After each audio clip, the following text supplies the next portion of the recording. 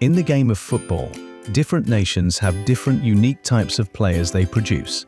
The Spanish are the skillful passers, the Italians are the long-suffering defenders, the Germans are the good team players and great goalkeepers, the Africans provide strength, Asians good pace, Brazilians dribbling, but not just dribbling, pretty much everything pure entertainment.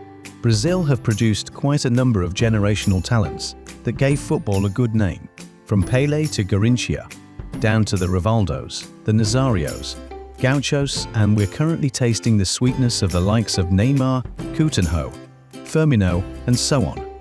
There have been quite a number of these Brazilian players that actually made a good long successful career, but most of them go elite for a while and then shut down. Why?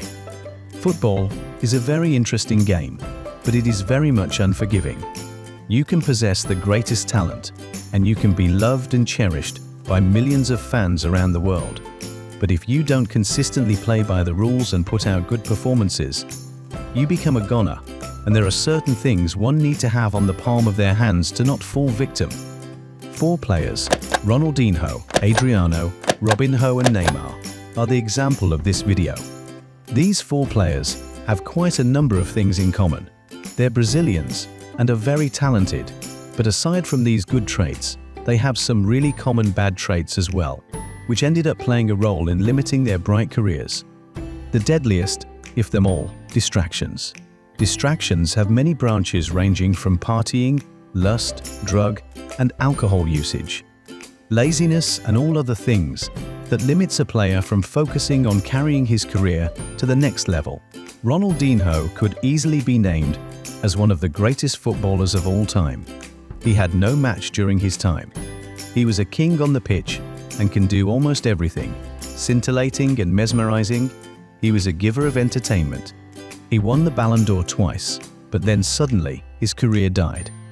One of the major things that made Dino have such a short time at the top was his love for partying. The Brazilian had a penchant for late-night stuff in clubs and bars, and aside from being a distraction to his career, this also affected his physicality, and the once best player in the world became just like every other average player, despite his talent showing glaringly on the pitch.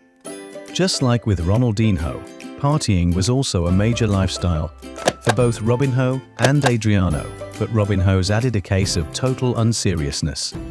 Robinho was dubbed the next Pele at a time, but then fell off the pecking order.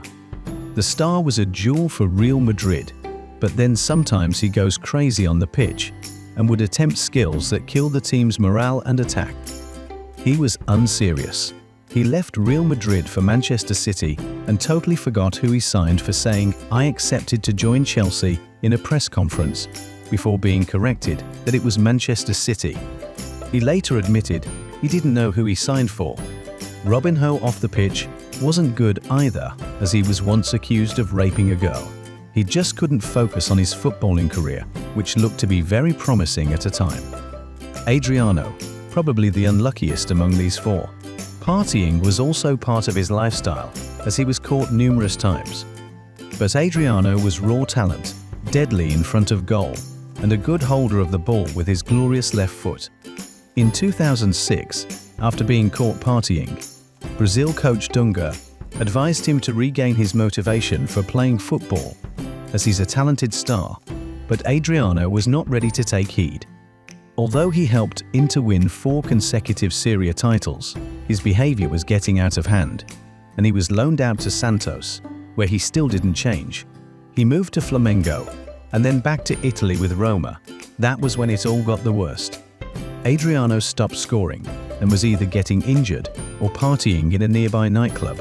Adriano became a total embarrassment, as he now takes a lot of alcohol, and reportedly does drugs too. These stuff got him out of shape as a footballer and definitely put an end to his career. However, teammates of Adriano's suggest that it was the death of his father that put him in such a state. He wasn't always like that, but he lost all his passion for the beautiful game after his father's demise. Poor Adriano. Brazilian footballer Neymar is one of the highest paid athletes in the world. He is an extraordinary footballer, and his life away from the pitch is as colourful as it is on it. The 31-year-old is famous for throwing extravagant parties with high-profile guests, and he has also drawn a lot of criticism for the same. But in an interview with French radio station Tofone, Neymar said he'd never stop partying and insisted he is not immature and knows what he is doing. He said, "So, who doesn't like to party?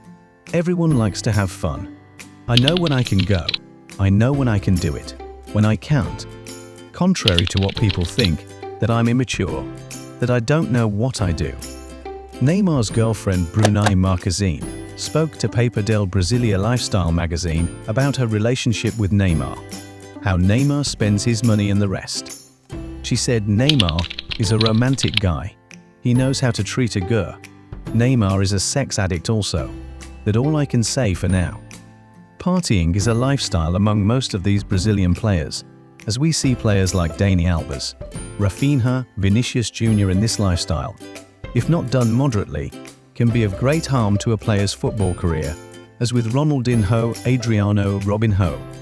Also, these footballers should learn to put their careers first, and not get carried away by these silly distractions, as it's glaring that most players who stayed long at the top put more focus on their career. Give a thumbs up if you like this video, and share your thoughts in comment box. That's for today. Don't forget to subscribe.